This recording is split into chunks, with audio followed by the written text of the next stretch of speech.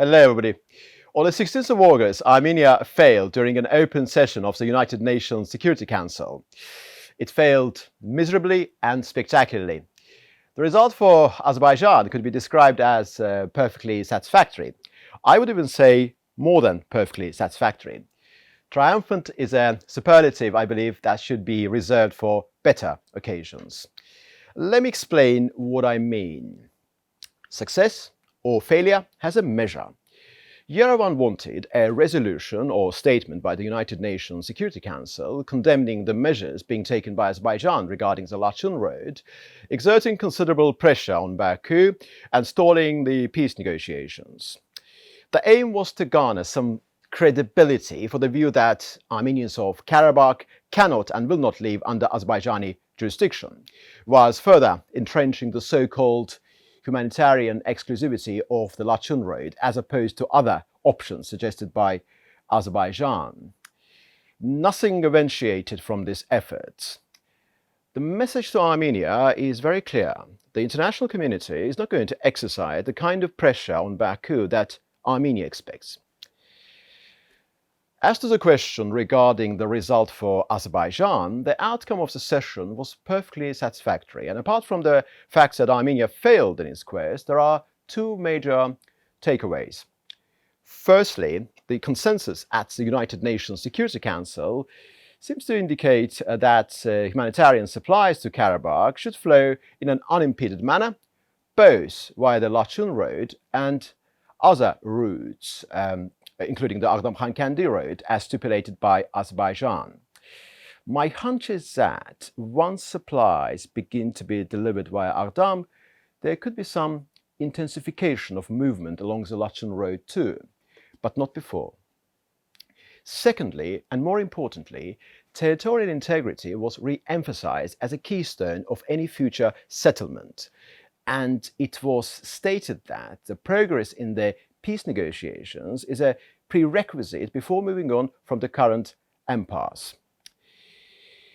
In this sense, a message to Yerevan was very simple. Stop playing remedial secession games. For Karabakh Armenians, the self-same message signifies the following.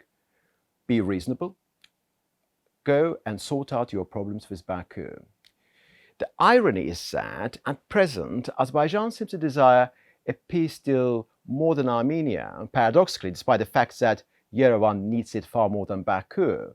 For if the parties do not reach an accord by the end of 2023, the agenda of the peace negotiations in 2024 will not be the same, with Baku having greater demands that will be ultimately to the detriment of Yerevan's perceived objectives. For Prime Minister Nikol Pashinyan, there is currently a chance to convince his compatriots and the political classes that in the wake of, say, failure at the United Nations Security Council, it must be clear that Yerevan should show receptiveness towards Baku's peace agenda. After the city council elections in Yerevan, scheduled for September, which some of the internal detractors of Pashinyan are attempting to turn into a referendum on Pashinyan's credibility, the Prime Minister may be in a better position to act responsibly, taking some inevitable calculated risks. The question is whether he will utilize this opportunity or spurn it, either deliberately or through ghastly oversight, as has been the case in the past.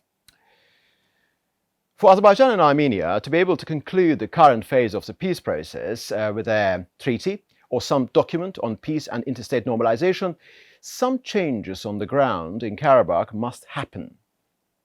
Again, the Karabakh component is not integral to the text of a prospective peace deal, but the progress therein should be a critically contributory element enabling the sides to sign something legally binding to the benefit of all parties.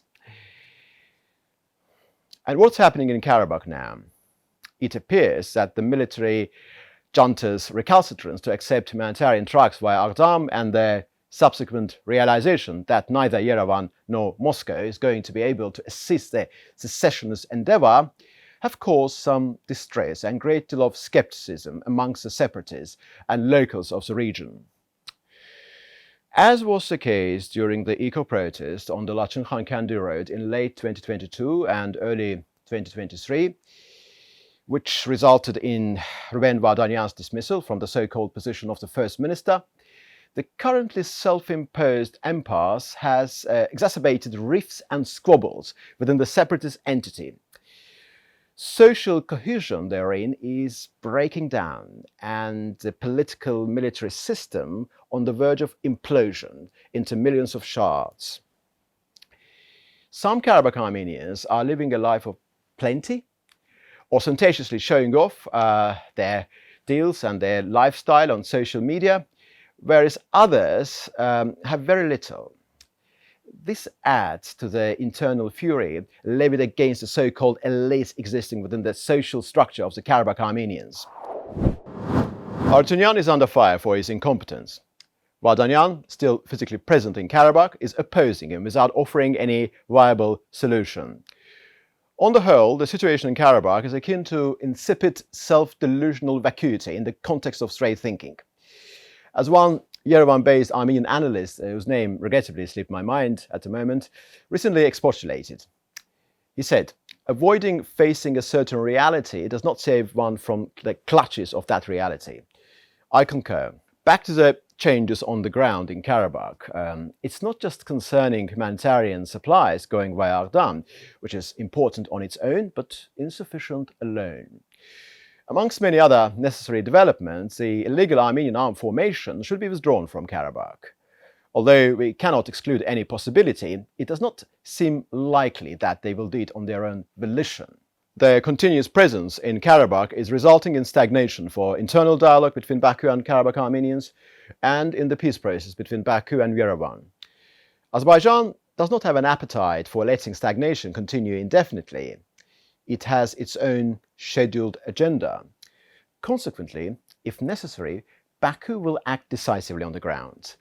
And the period succeeding 27th of September 2020 has shown that in Azerbaijan's parlance, if necessary, means something very consequential.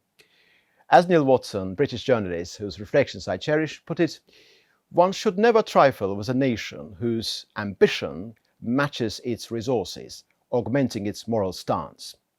Thank you very much.